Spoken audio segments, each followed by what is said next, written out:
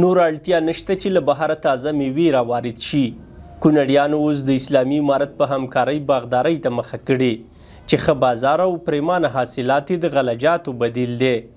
د دې ولایت اقلیم د سوتریسو ترڅنګ سره املوکو لپاره برابر دی. خواري لږه خو ګټه یې زیاته.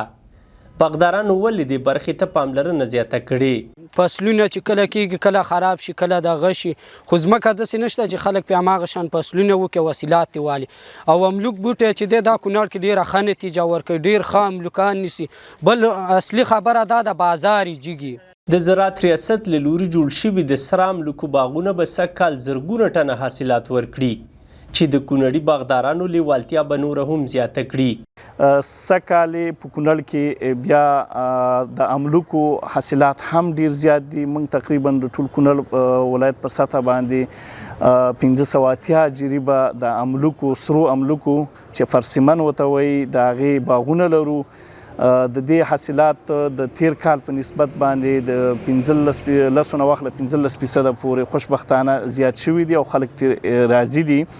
موږ به ټوټل سږکال د دغه باغونو څخه چې د املوکو دي تقریبا 5220 متره ټنه حاصل موږ ته لاسته راشي.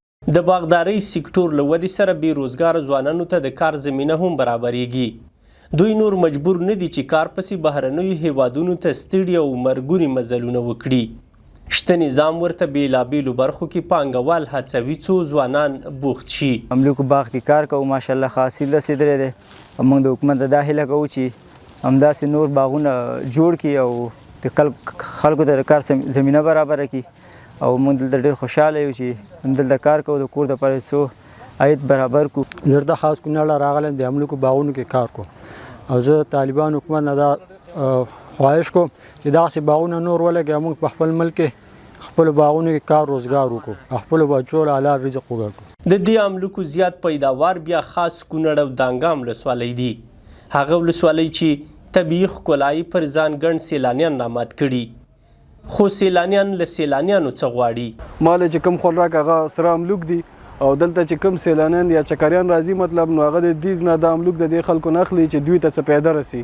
دلته ډېر ښایسته بوټي دي، غوزان دي، نور میوجات بوټي دي، د غرونو کې کرلي دي. املوکان همداسې ورته نورې زیاتې میوې دا ډېرې زیاتې کېږي که د زراعت او د نورو اړونده ارګانونو څخه ورته پاملرنه وشي، توجه وشي، نو زه په دې مطمئن یم انشاءالله چې دانګام ولسوالۍ به یو له هغو ولسوالو څخه شي چې ډېرې زیاتې میوې او ډېر زیات املوک او همدارنګه غوزان او هر سبب کې پریمانه او ښه حاصل ورکړي. د سره املوکو لپاره د کونړ سازګار اقلیم ته په کتو د دې ولایت کرنې ریاست په پام کې لري چې راتلونکی کال به پر لسګونه هکټاره نور ځمکه هم نیالګي کښېنوي.